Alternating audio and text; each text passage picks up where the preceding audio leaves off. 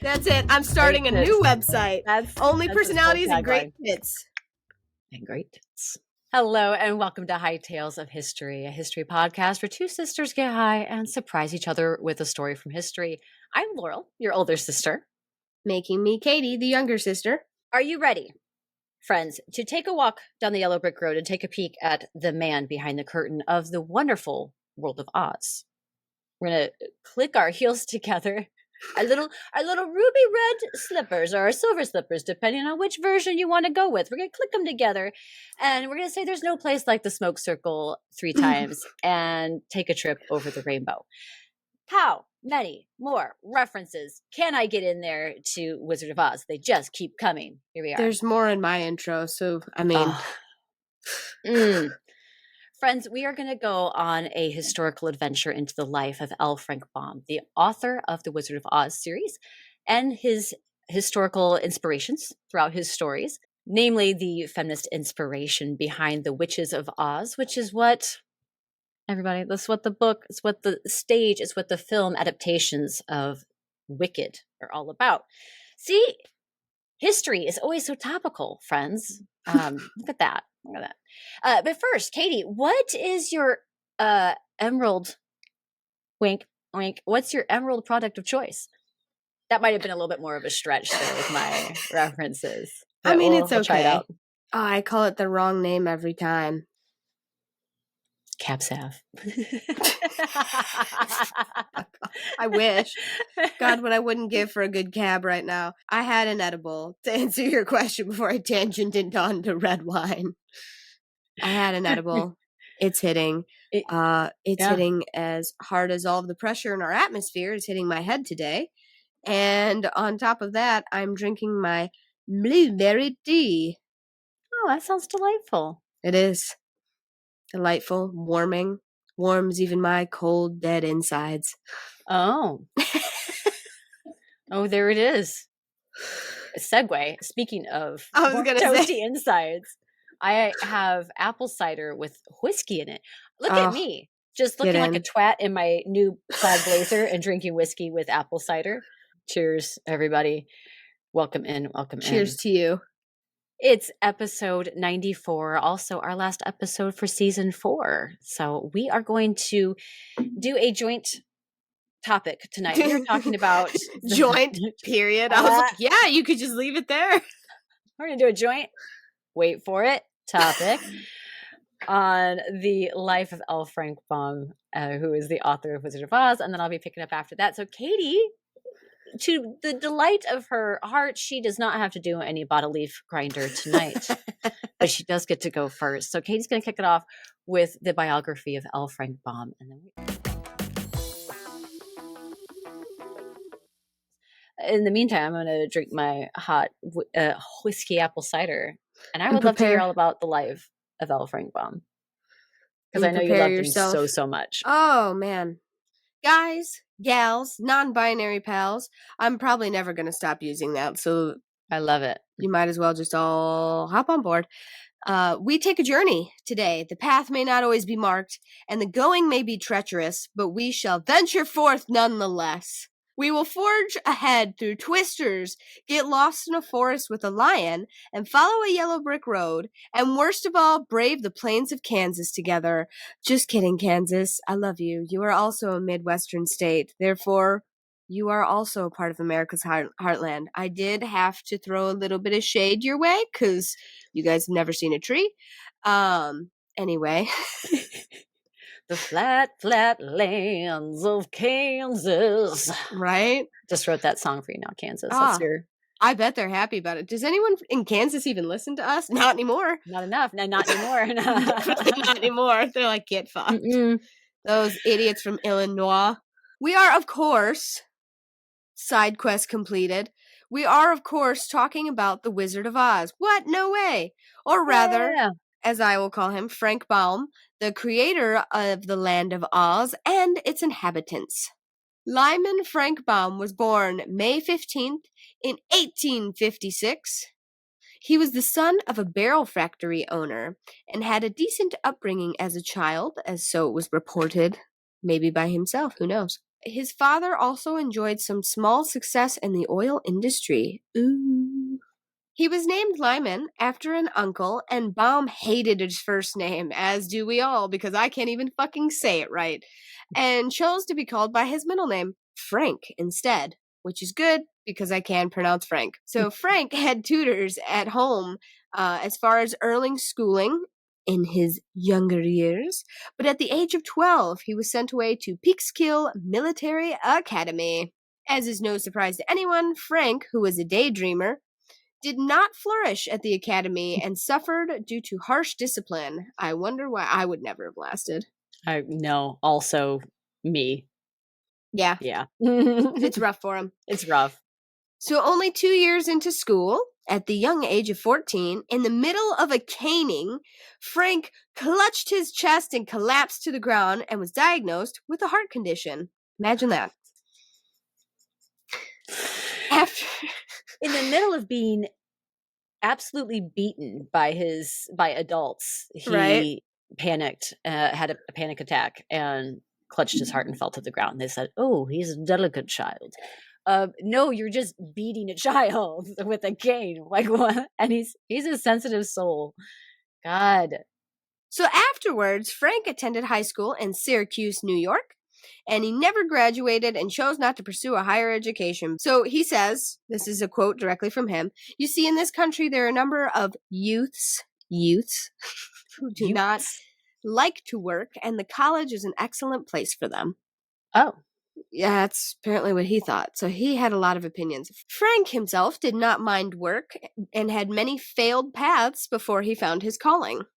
In his 20s, he'd raised chickens, wrote plays, ran a theater company, and started a business that produced oil-based lubricants, which is not safe for condom usage, in case you wondered. Water-based only, people. This is true. Water-based only, yeah. Bringing you history and protecting you against unwanted pregnancy at the same time. Baum was a natural entertainer, so his stint as a playwright and actor brought him the greatest satisfaction out of these early employments.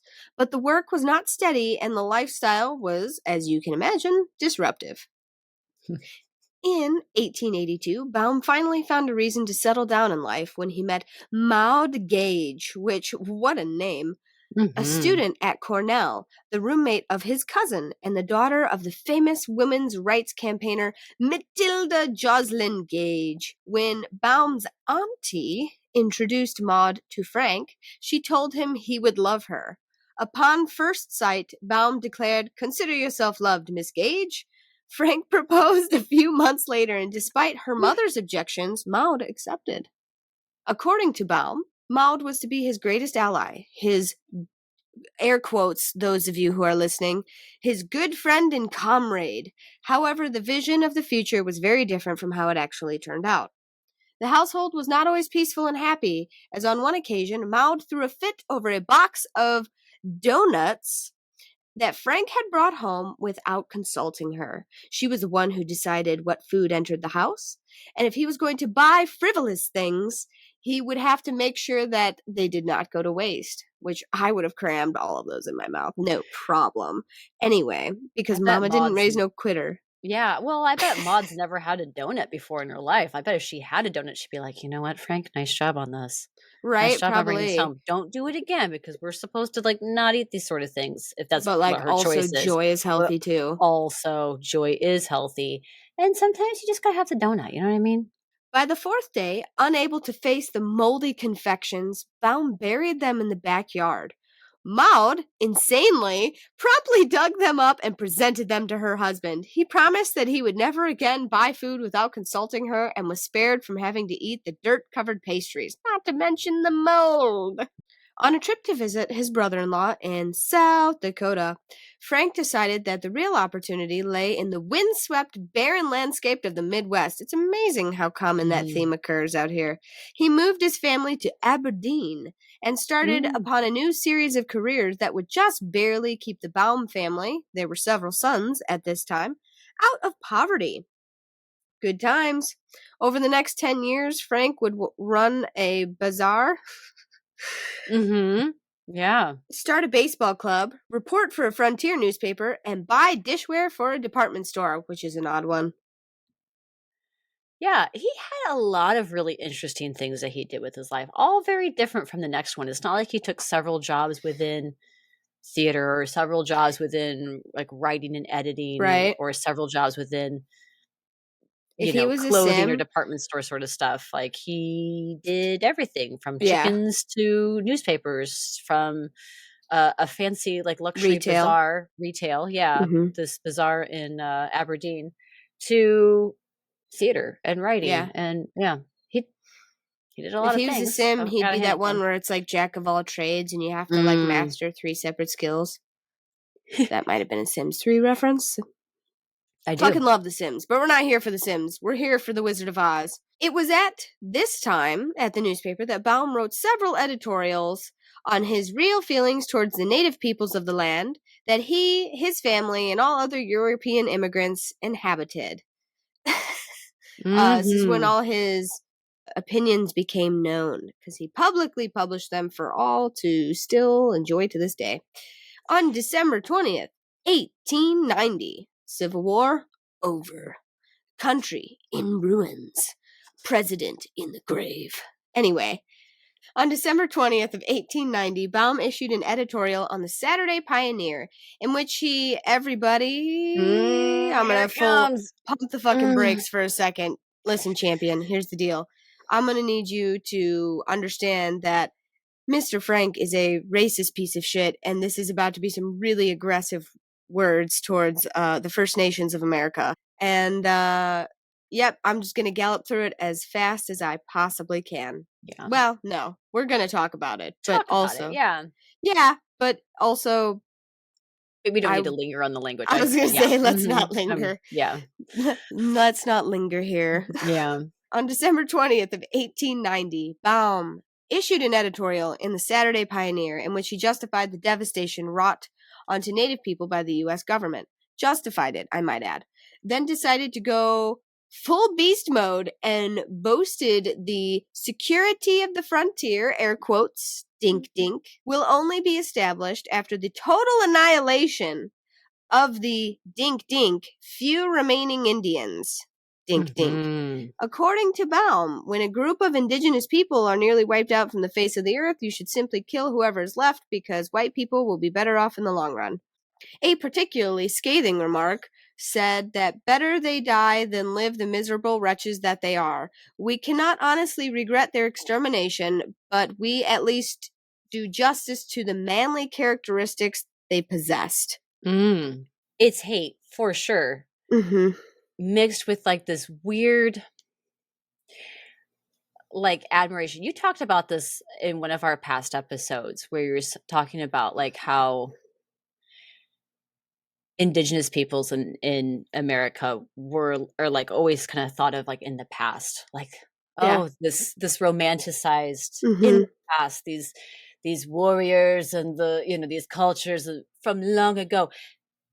These tribes still exist, Mm-hmm. right? Oh, yeah. Just They as real didn't now as go they were anywhere, then. Nope. right? Kind of like Like, assimilate or die. right, That's yeah. all he wants. So, however, Mr. Frank Baum did not need any fictitious aerial primates, those are references to flying monkeys, you guys, to make his genocidal desires come true. Simply needed the U.S. cavalry.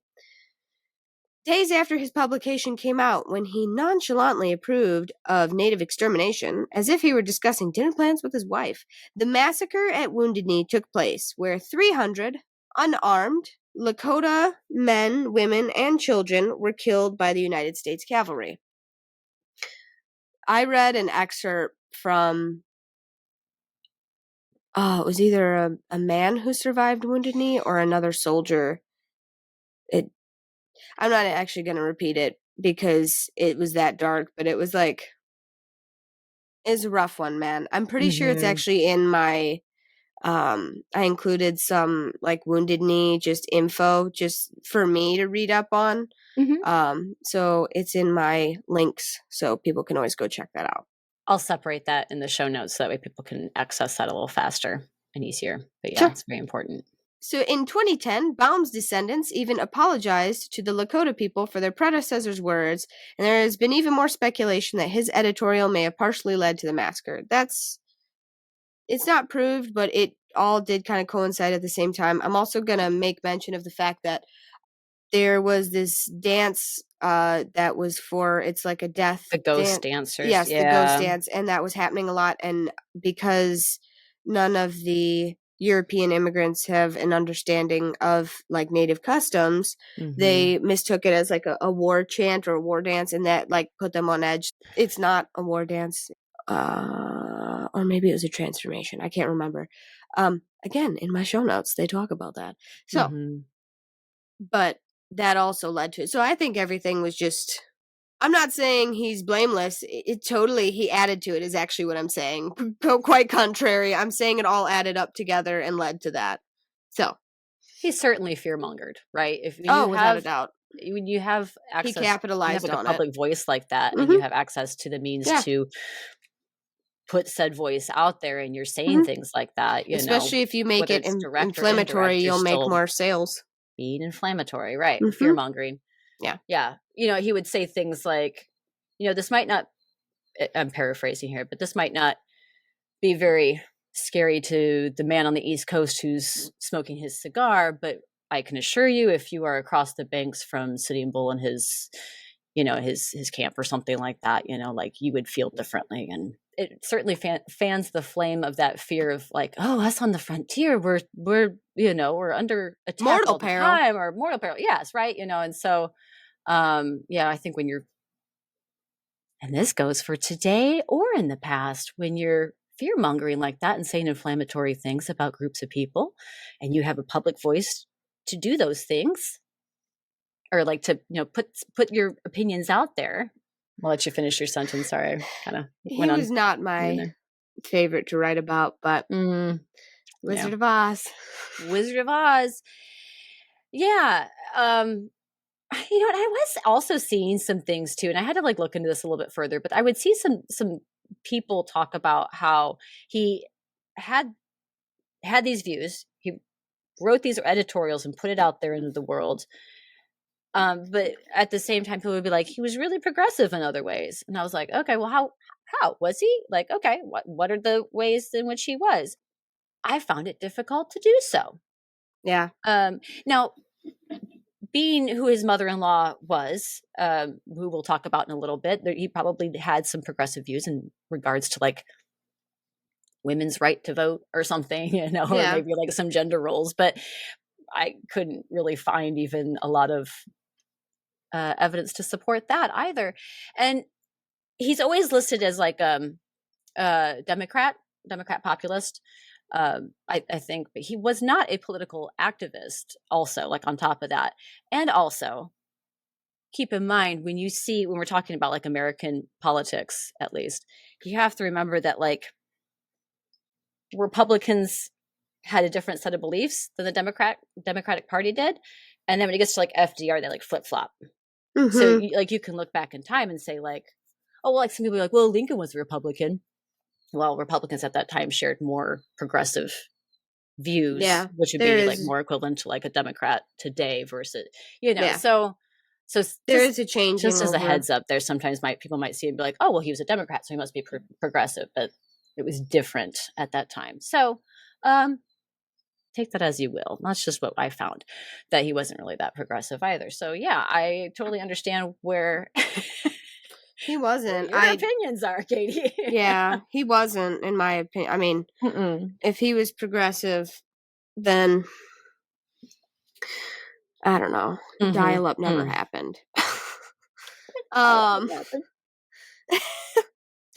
Which brings up another issue regarding Baum and Wizard of Oz. Racism is so institutionally woven into the fabric of America that people like Baum, who thought killing an entire race of people was good policy, given a pass by his contemporaries, and their works continue to be praised years on despite their rhetoric.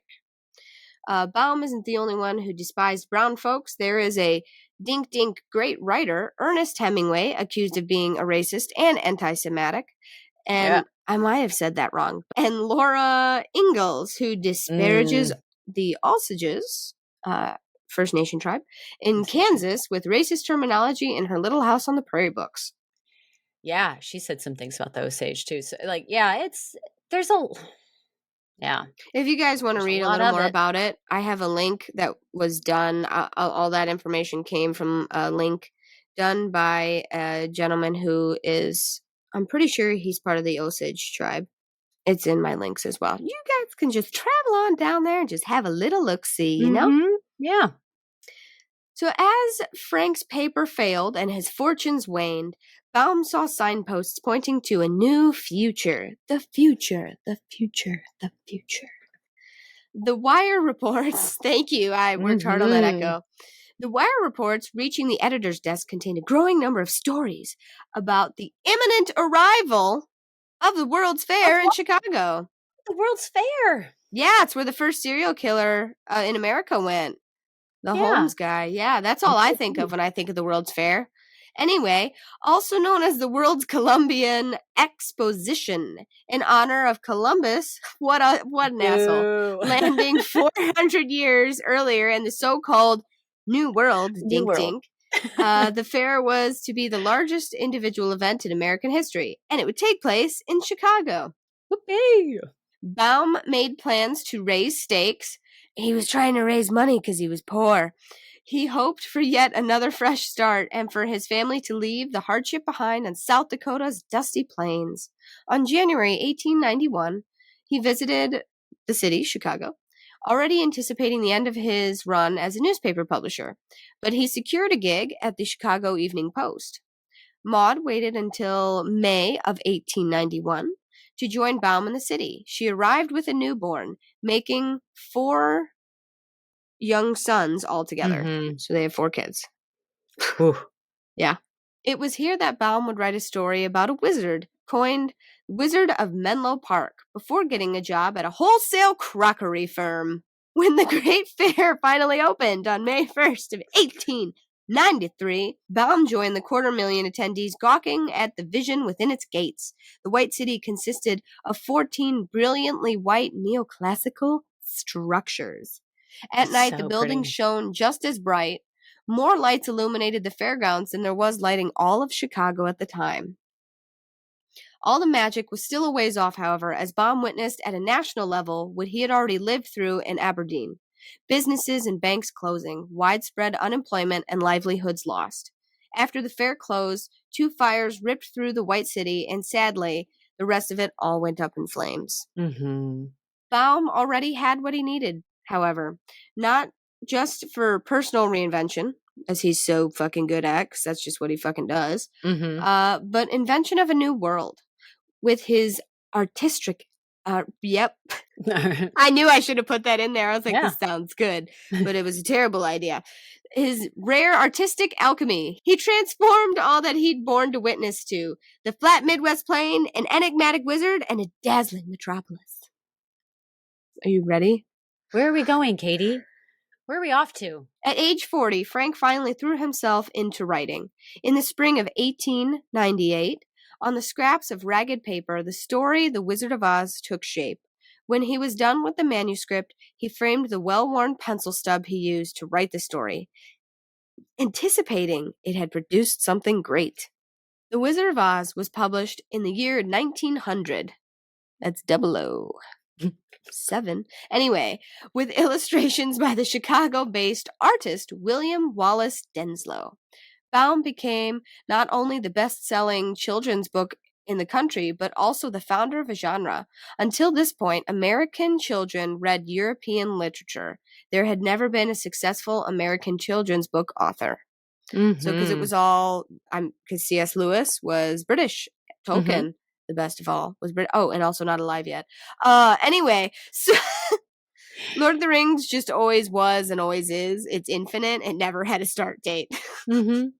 This is also the time of, like, more than anything, it's because this was before those books, but like Grimm's fairy tales, there's like this storytelling in which, like, well, that's exactly, I'm about to talk about that. Over the head moral, story to it. Yeah, okay. I'm about to talk about that. Tell us more. So, but the book was much more than a fairy tale. From the moralistic perspective and the tired fantastical creatures, with his skepticism towards God, or men posing as gods. Baum affirmed the idea of human fallibility. He also gave the idea of human divinity. The wizard may be a huckster, a short, bald man born in Omaha, rather than an all-powerful being, but meek and mild Dorothy, also a mere mortal, had the power within herself to carry out her desires. This story itself is less of a coming-of-age story and more a transformation of consciousness story. With The Wizard of Oz, the power of self-reliance was colorfully illustrated. So to speak, it had pictures, too. And 2 the years. illustrator's name was William Wallace what? Denslow, I believe. Hold on. William Wallace Denslow. Denslow. Dens are low. Denslow. Do you think like he picked up his little like bit of charcoal or pencil or whatever it is that he likes to like make his illustration sketches with, and they went pictures instead of freedom? Probably not, but we just lost all of our listeners in Scotland if we had any. There it goes. Sorry. Gonna have to edit that one out. I mean, only if you treasure our Scottish listeners. You said William Wallace Denslow. My brain was like, tee. Right? A joke about that. So I just been waiting. Actually, I've just been waiting for a break to be able to. I'm glad you had your say something chance. about the illustrator. Okay. 2 years later, Baum transformed his fairy tale into a successful Broadway musical. He reimagined a popular culture figure around this time with the life and adventures of Santa Claus in 1902. In 1904, Baum returned to Oz with the first sequel to his beloved work, The Marvelous Land of Oz. In addition to his Oz books, Baum wrote more children's titles under an array of pseudonyms. He wrote Anne Jane's Nieces series as Edith Van Dyn, among other projects. In 1910, Baum moved his family to Hollywood, California, where he worked to bring his stories to the big screen. The first movie versions of his Oz tales were made as short films. In his declining health, Baum underwent a gallbladder surgery in 1918. He spent the last year of his life confined to bed, never fully recovering from the last operation. Just days before his birthday, Baum died on May 6th of 1919 at his home in Hollywood, California. Glinda of Oz was the last title he wrote for the Oz series. 20 years after his death, a new film version of his classic tale appeared on the big screen, The Wizard of Oz, starring Judy Garland, Bert Lahr, Jack Haley, Ray Bolger, and Frank Morgan. It debuted in 1939. The Wizard of Oz went on to become one of the most watched movies in cinematic history. Baum's stories continue to fascinate and enchant to this day. Writer Gregory Maguire has written several books exploring the lives of some of Baum's most famous characters. His 1995 book, Wicked, The Life and Times of the Wicked Witches of the West, was used as the basis for the popular Broadway musical Wicked. Ta-da! And there, I leave you in the capable hands. Here I go.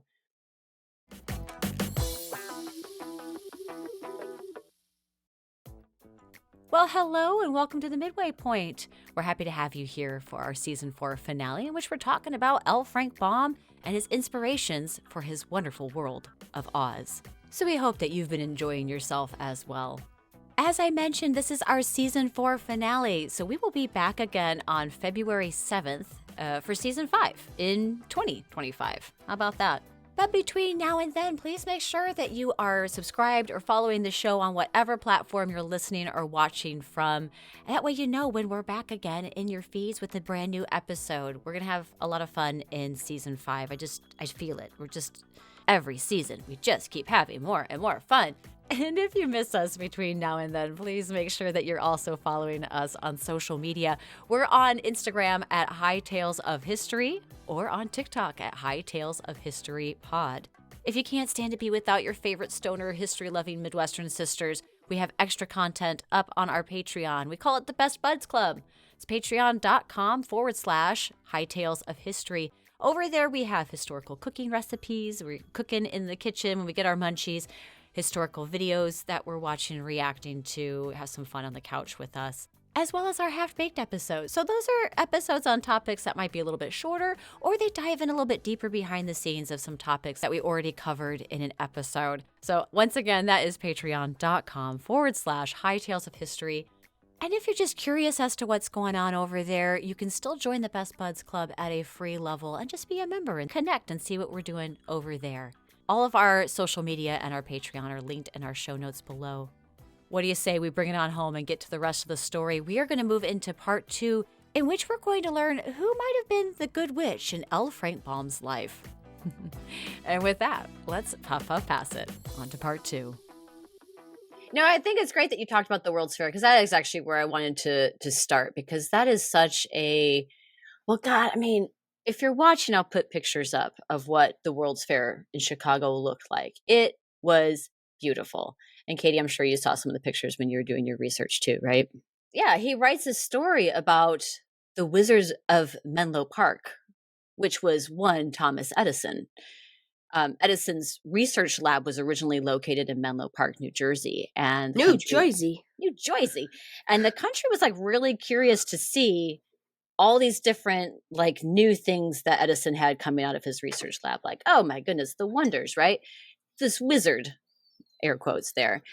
In the Evening Post, the newspaper that Baum wrote for in Chicago at that time, they were reporting from a May press conference in 1891, and Edison's like teasing at this grand spectacle that one is going to see should they come to the World's Fair. And so he said, quote, "It has been stated that the invention which Mr. Edison is to exhibit at the fair as his pièce de résistance is something that will surpass in its surprises anything that ever came from his wonderful workshop."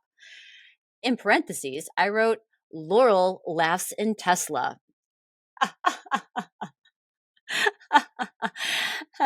And not in car, I mean in Nikola Tesla. Little side story here, just a sentence or two. Edison and his company, General Electric, that was his company that he founded, they put a bid in to light the entire fair with his DC current, like his DC power.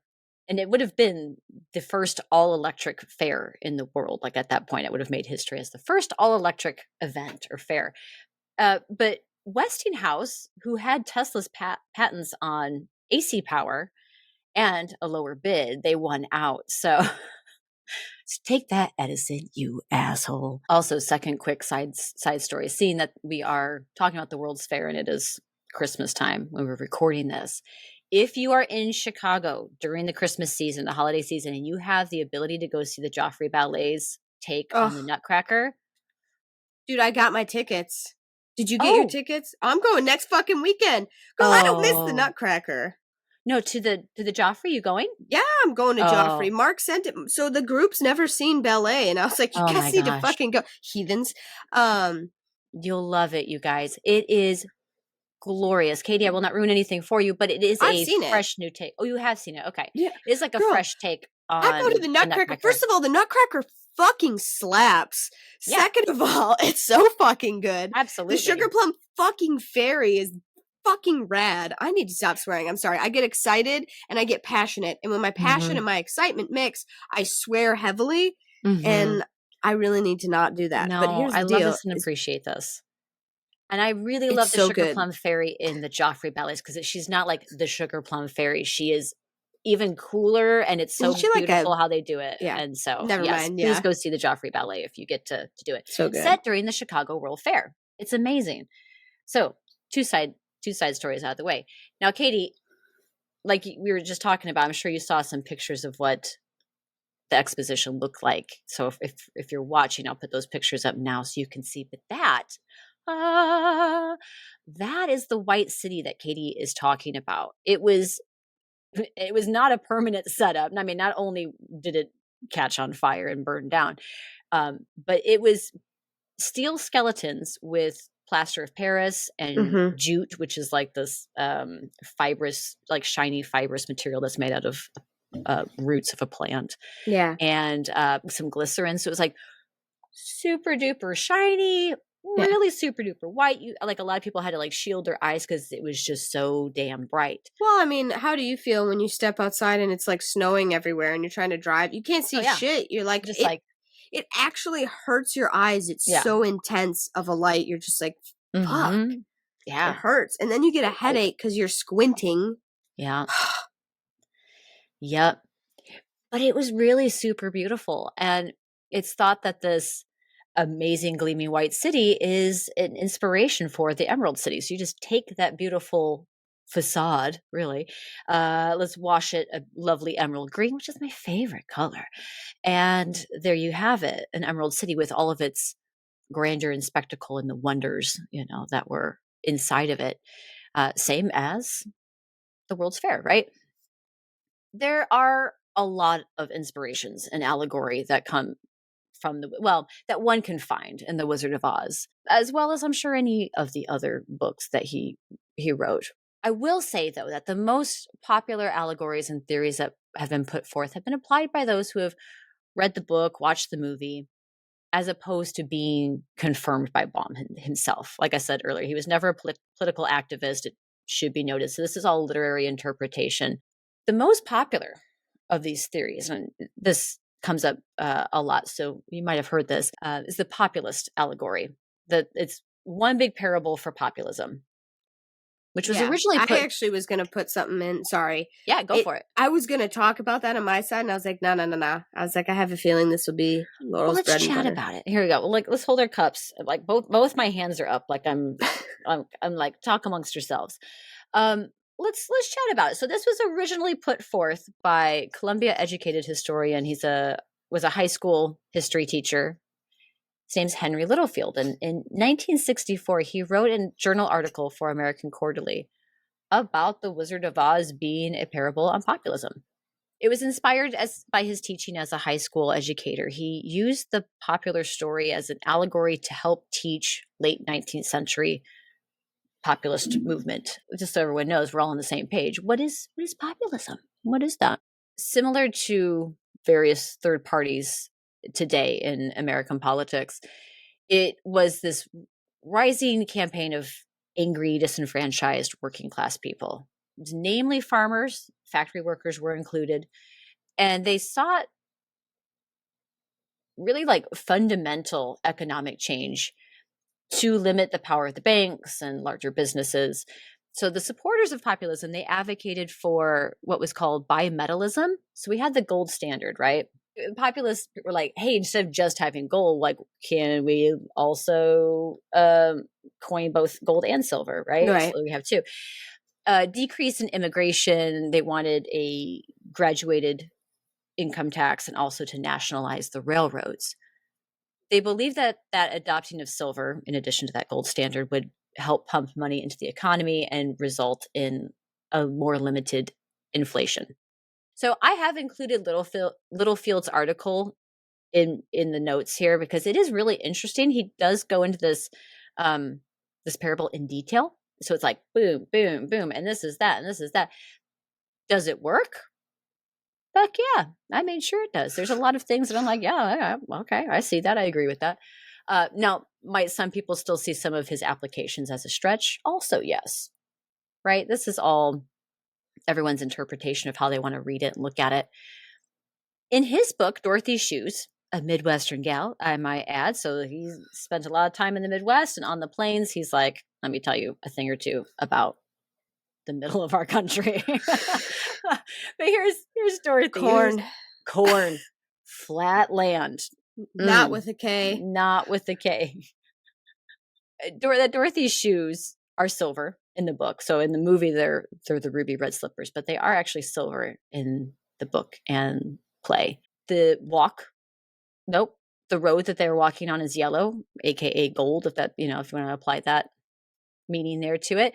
Within her company, she's got a tin man. He's a factory worker, a scarecrow, the American farmer. We have the cowardly lion who Littlefield says represents William Jennings Bryan, who was the former Secretary of State, ran for president against William McKinley. And he was a populist who favored that free silver policy. Emerald City is the capital city where the wizard resides, Washington, D.C. And the wizard, who ends up just being a regular guy, but has the power of all this technology and clout, really, to do all these things behind the curtain. And so, he's the political leader in the Emerald City, right? So there's a lot of things you can be like, all right, we'll just fit these things into this box. And it's an excellent teaching technique, right? He's a teacher. He's like, do my students understand the subject matter well enough to be able to apply their own understanding of it in a creative way? Like, how do we get these things to fit with this like popular book and movie? So yeah, can you make stuff fit? Yeah, sure you can. Just like you can turn on The Wizard of Oz, the movie, put it on mute, wait for that black and white MGM lion to roar for its third time, then you can press play on Pink Floyd's Dark Side of the Moon album and just be in a little trippy stoner haze of like, whoa, this is so cool. The music kind of like goes with the movie, man. So is that true? I've done it before. One could do it. Is it like an alternate soundtrack? Did Pink Floyd go, yeah, man, this is what we're going to do? No, it's just a fun thing you can do, but it's purely coincidental. Is it fun? Like, is it close enough to where it's fun, or no, not really? Like on drugs. I did it when I was much younger and definitely not on drugs. And I was just like, I'm doing a thing that like cool people do. But I just kind of sat there and I watched The Wizard of Oz with music. Silent. Yeah. The album's not nearly as long as the movie. So you're like, what do? Do you just start it over again? I don't know. I don't know what I did. That's weird. I think I just turned it off and then I just unmuted the TV. I don't know. I think I was like, that's fair. 13 when I did it. 14. Horribly disappointed. Yeah, whatever. You tried it. Yeah, I tried it. Check that off the list. So, if we're going to keep applying historical examples or like allegory to the story of the Wizard of Oz, who might the witches be? They are all women. They're all powerful and magical. The witches of the north and the south are kind and benevolent and wonderful and beautiful, whereas the witches of the east and west are evil and wicked. When you continue the political allegory, just as a side note, when you continue the political allegory for the witches, it's like, the Wicked Witch of the East represents, I'm doing this off the top of my head now, Wall Street and like corporate greed and that sort of thing. Whereas like the West, I think the West represents like Hollywood. Hollywood, like colonization, the enslavement, because so like they're talking about how the Wicked Witch of the West enslaved the Winkies. And they're talking about how that was an allegory for the Asian. Winkies? Yeah. I know, right? Winky. The railroad, right? Well, like people that were coming over from Asia, East Asia to work on the railroad, the exploitation of that group of people, so like I think that was, if I'm remembering correctly, that was like the political allegory for them. Sure. Where it was like greed and exploitation of people. So yeah, people will still go, here's the political allegory for the witches. I have not read the book. I am very, very familiar with the movie. It was one of my all-time favorites. Mm-hmm. So I'm going to be using that as the example. But we have Glinda the Good Witch of the North. She's beautiful and she's got the best pink dress I've ever seen in my life. And the movie's antagonist is an unnamed Wicked Witch of the West, right? We don't know what the Wicked Witch of the West's name is in the movie. In the 1995 book Wicked by Gregory Maguire and the subsequent stage and film adaptations, the witch from the West is named Elphaba, which is a play on L. Frank Baum. Isn't that fun? Okay. It's a play like on his name. Yeah. Elphaba.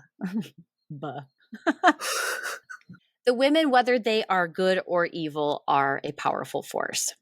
And Baum had powerful women in his life, notably his mother-in-law, Matilda Joslyn Gage, as you mentioned. So if you are a knower of American history, or particularly of like the American, like the women's suffragist movement, you might know that name. It might maybe ring a bell at least. And that's because Matilda Joslyn Gage was one of the three women leading that movement alongside Elizabeth Cady Stanton and Susan B. Anthony. And I've spoken on those women before when, ironically, now that we've discussed Baum's anti-Native rhetoric and his opinions on things, when we were talking about Gage and Stanton being inspired by the Iroquois people and how like gender roles played out in that society and how that helped inspire them in their movement.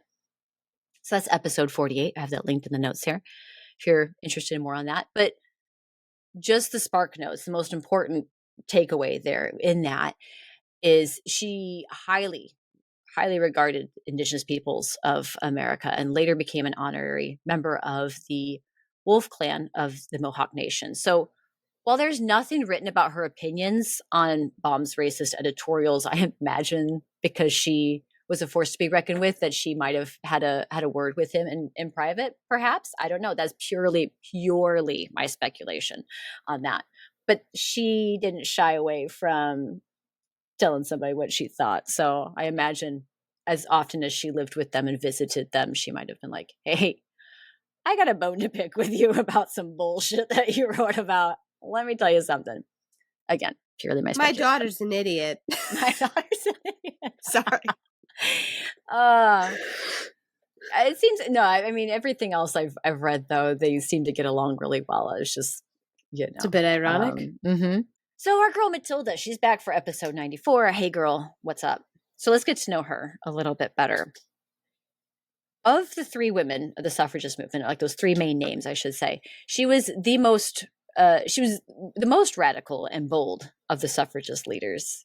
And she was, Katie, she reminds me kind of you. Yeah, she. Yeah? Well, I bet she was fiery throughout her entire life. She continued that campaign for equality, like well after the Seneca Falls Convention in 1848, and she just kept right on leading that charge.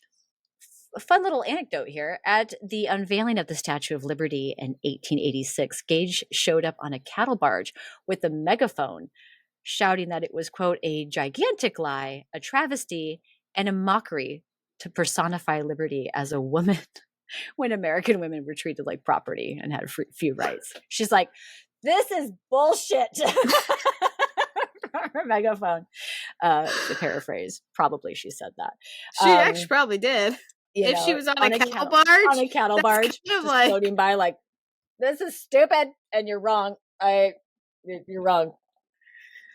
But she's got a point. But anyway, so she gave zero fucks. And this is, like I said, this is 1886. So she's older. She's not like, Oh, yeah. Yeah. Zero fucks. And also love this, after years of religious critics in general, but especially like ones within the church, calling her a heretic, an infidel, and a Satanist for her views, that women are human beings. Scandal. God damn it. She decided that she was going to become an expert on witches and witch trials. And I put LOL in parentheses because I love that. They're like, you're a witch. You're a heretic. You're going to hell. How dare you? And she's like, well, I'm going to learn a lot of things about the many centuries of persecution of women. Yep. For that, right? So in 1893, she wrote that episode about witches back in October. Right? There you go. If we're at the point now, we have enough episodes where we can just like string. You're like, we just talk about that much good shit, is what it is. Talk about such good shit, and it all webs together because that is history. It does. So she writes this 450-page manifesto that she called a, quote, book with a revolution in it. It was called Woman, Church, and State, and is considered her most influential work. In it, she chronicles 5 centuries in which tens of thousands of people, mostly women, were accused of witchcraft and killed in a number of gruesome ways. She uses Bible passages, so she's like referencing passages in the Bible that support these accusations of witchcraft and like how people were using the Bible to do that, as well as historical example after historical example after historical example. You can find it right there in the timeline of humanity of all the ways that religion used accusations of witchcraft. which, let's face it, folks, it could be like you have a weird mole on your body, to you're a woman who's too smart about stuff, like you know things, to being a healer and using like herbs and things and within the forest to like help people. If you had a black Being a cat, midwife. being a midwife, yeah, mental illness, any of these things, right, etc., etc., etc. Or if you're like money, if a woman had money and land and means, it's like, oh, she's a witch. So these were all fueled by misogyny, tracing all the way back to Eve in the Garden of Eden, right? So she's promoted. She's like, right, you want to call me a witch? Let me tell you a thing or two about your bullshit of why you're calling me a witch and why you think that's helpful for you. All right. So she's got her book.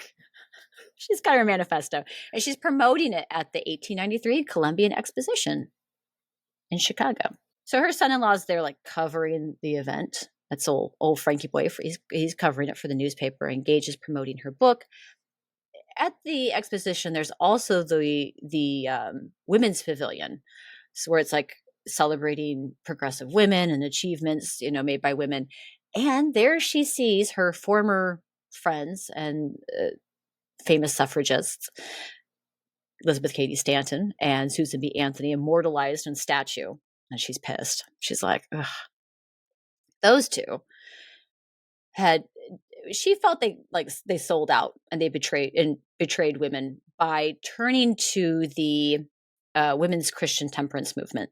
And she's like, everything that you stand for now is like stabbing women in the back. So she's like really mad about it. The temperance movement wanted to knock down the wall between church and state. It also wanted to also support prohibition, and wasn't, well, I should say, with Gage and her women church and state manifesto, that's the antithesis of what she's going for, right? She's saying like the church uses misogyny and uses the Bible to oppress women And push an agenda. Yeah. And push an agenda. So like now that's what you're supporting. Like, right. Nice work. You've just stabbed everybody in the back. Also, she's also a little bit upset because she suspected that Susan B. Anthony was also like stealing money from a joint fund that they had. Because Susan B. Anthony would just have like exorbitant travel expenses, and she was like, "Where are you getting this money, oh Suze? Come on, Suze. Come on, big Suze. Yeah. Where are you getting money at? How are you paying for this shit?" Anyway, so a couple of years later, in 1895, Gage came across a writing contest in a children's magazine offering a huge cash prize of $500, which is like over $18,000 in today's money. Right. I mean, that's like, it's nothing to sneeze at. That's a lot of fucking money. It is, yeah. And she was like, hey, I don't have a lot of money, but hey, family, if you guys should get in on this and see if you can write and yeah, see what you can do. So she sends these letters, Frank, right? She sends these letters to Maud and Frank, I think, but to Maud especially, about this contest, even going so far as to offer some ideas, including a cyclone, and creating, quote, a fiction which comes with a moral without, however, any attempt to sermonize. So, right, like as you were saying, the characters they're like kind of like judged by their actions and like their character arc versus like who they were born to be. Right. Yeah. And fairy tales, you just have princess, prince, evil stepmother. Just there's no character development. There's no character arc. You just, what you see is what you get. It's different. They serve different purposes. Also, fairy tales are shorter because writing shit down back in the day was fucking hard. So cut them some slack. And, oral tradition too, right? You'd be able to tell that story and remember it. Exactly. Yeah. And who the fuck would remember a Lord of the Rings size story? None of us. No, not I me. might have compiled the entire script together for it because I've watched it so many times, but that's different. I had visual aid. Yeah. I mean, and that's exactly what the Wizard of Oz is, right? Yeah. Characters are defined by their actions along the way.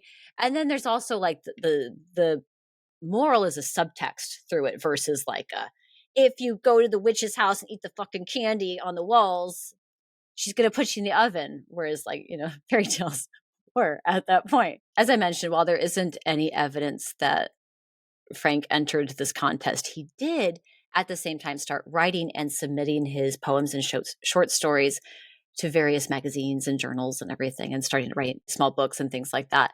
And, after all of his many jobs and things that he tried in his life, it finally allowed him and his family to live in comfort. They had like a nice house after that. Finally. Matilda never saw his greatest work, The Wizard of Oz, get published. She passed away on March 18th, 1898, 2 years before Oz hit the bookshelves. Damn. But this is great. Like immediately following her passing, like not like the same day, folks, but I mean like very soon after her passing, the story of Dorothy and her unlikely companions journeying to the Emerald City, yellow brick road walked its way right into his brain. He kind of like, he said it's like it was very easy to write, almost fully formed. And he would just like flowed out of him. Dorothy, the main character, was named after his niece, who tragically died at 5 months old. So within a 3-month period, Matilda died. She died from a stroke. And his 5-month-old niece got sick and passed away. Damn. So there's a lot of like emotional turmoil relevance. Right. Yeah, that too. Like going on during this writing period. The idea of his mother-in-law and his niece living on in the Wizard of Oz isn't really a stretch. So when people want to apply this metaphor or like this influence to it, like it kind of makes sense, because not only is Dorothy the name of his niece and the main character, but the maternal and protective Glinda the Good Witch instilling confidence in Dorothy and letting her know that whatever she wants to do, she has the power to do. And Glinda being like, I will do whatever in my power I can to like help you reach the Emerald City safe and sound. Like this very protective figure. It's absolutely worth noting that Gage was a big believer in manifestation and like affirmations, the power of positive thinking. In a letter to her granddaughter who was sick, Gage had said, take 5 minutes 3 or 4 times a day to think of health. And when you go to bed at night, keep saying to yourself, I am well. Grandma knows by experience that a great deal of good comes from concentration of thought. End quote. Yeah. And Gage was this powerhouse for change and fought for gender equality her whole life. And like Glinda, encouraged women to have confidence in themselves. Yeah. Like you've got the power within you, right? After all, at the end of the movie, it's Glinda with her wand telling Dorothy that she had the power all along to go back home by herself. All she had to do was click her heels together 3 times and the shoes would take her wherever she wanted to go. The Wizard of Oz was published in 1900 and was a story to sit on its own. Like it was its own story. But it became so popular that L. Frank Baum eventually continued writing more books that were set in Oz and had Dorothy as its main character. In 1919, right before his death, and while finishing his final book called Glinda in Oz, Congress passed the 19th Amendment, which affirmed women's right to vote. Glinda in Oz. Now, I'm not saying that means that, Matilda Gage is Glinda, but I'm just saying, like, I think it's very lovely and fitting that he finishes Glinda of Oz. That's his last book. And she was always that like maternal powerhouse, super duper magical figure in the family. And then Congress is like, oh yeah, women should be able to vote too. Yay. So I think I love that. That just puts a nice little bow on it right there for the story of Matilda Gage. Thank you, Kate, for bringing the story of L. Frank Baum alongside with me. I didn't know, like, when I realized who his mother-in-law was, I was like, wait a second. Isn't that fun how, like, what, like, people, it's like the 7 degrees of Kevin Bacon. Yeah. Yeah, seriously. I know. But no, yeah. You're right. 7 degrees of Kevin Bacon. You were correct. That is the thing. I was like, oh. You should have done that on Conspiracy Theories. You should do Conspiracy Theories Part 2. You should. I've got some things coming up that I've got some ideas I think would be fun. Oh, and a new season perhaps. And in a new season, Katie, listen to that. Like, yeah, season 5, as I'm going to call it. We're going to sounds like some crazy hurricane. Yeah, we've got a new season in 6 weeks after this gets released. Yes. Be great. In the new year, in 2025, coming back together again. Oh, season 5 and 25. Okay, wait, hang on, everybody. Stop the What? presses. We've got something here. So wait, are we We're gonna work as on this. old as? No, because we didn't do the seasons. Is the podcast like? Did we start in 2020? We started in 2021. It was 2021. Okay, because Mhm. I thought that This the other summer. day, and then Blake's like, "Are you sure?" I was like, "No, I'm not actually, but I think so." Yeah, we've been doing this for about 3.5 years now, and I can't think of it any other way. I mean, what a wonderful ride we've had so far, and I look forward to many more years of doing it. I'm not being sarcastic, by the way. I mean that with deep sincerity. I just realized that my voice probably sounds a little sarcastic. I do. No, I really love it. We've met the most amazing people, just friends and fans, and we've had wonderful guests. I've had such a wonderful time. Fellow history enthusiasts. Yes, I've had so much fun spending time with you, Katie. You know, I think our parents would be proud. Maybe they're a little bit proud of like at least they're doing something together. You know what I mean? Yeah, they might get high and maybe like talk about old stuff. history. It's not like it's like weird conspiracy But they're theories. doing it Like, together. well, But anyway, well. I do enjoy all my time with you. It's been like a really wonderful adventure being able to do this with you. People might do this with their friends or with like a spouse. I love that it's us that gets to do it together. It's like two a sister sisters. thing. Right, Yeah. like a sibling thing. Yeah. Is that It weird? works well. That's true. I suppose not everybody gets along with their siblings. Right. And we'll be coming back for season 5 on February 7th, 2025. So that will be when season 5 begins again. But in the meantime, you can always find us on social media. We're on Instagram at High Tales of History or on TikTok at High Tales of History Pod. We also have a Patreon. So you can join the Best Buds Club and come hang out with us over there. We're going to be putting up some extra content during the break. So if you're really missing us, you can come on over, say hi, and join for free and just hang out and see what we're doing over there. And then we'll be back with you again on February 7th, 2025. Hope you have a lovely holiday season. If you're listening to this when this is released, Merry Christmas, Happy Hanukkah, Happy Kwanzaa, Happy Festivus for the rest of yous. Happy New Year and Yule and all of them. All of the holidays, for all the weeks coming up. You'll enjoy it. Oh.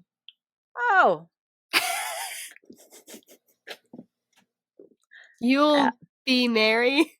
You'll be merry and bright. You'll let it end. Let it end, please, God. And in the meantime, folks, get money, get high, give love, and this new year, let your creativity shine. Oh. Am I high? Yes, I am. Am I right? I still am. Also, yes. But let your creativity shine, man. We're gonna ring in this new year with like all the best vibes. We really gotta, because like the last 5 years have really been rough. We need so many vibes. We need so many vibes for 25. Good vibes 25? No. Good vibes 25. I like that. I mean, I'm probably not the like most critical audience currently, but bye, folks. Bye.